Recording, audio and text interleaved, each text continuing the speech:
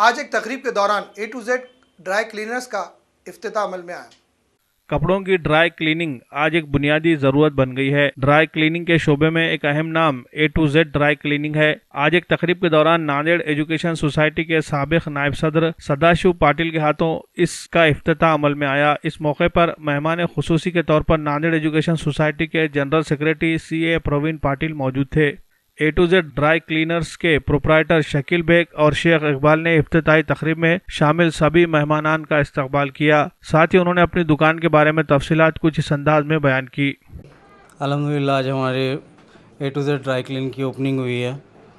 इसमें नवे मशीन आए हुए हैं, जैसे इलेक्ट्रॉनिक मशीन है, ड्राई क्लीन मशीन है, ड्रायर है, टम्बलर है और कैलेंडर मशीन है। साथ में रोल प्रेस का है, स्टीम प्रेस है।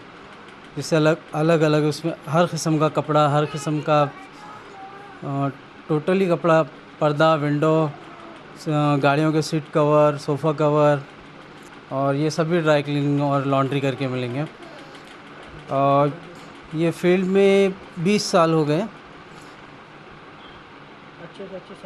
अच्छी जितनी सबसे अच्छी क्वालिटी मिल सकती है। इसमें नवे हर किस्म की मशीन है, जैसे हर किस्म में लगता है, अलग अलग लगता है।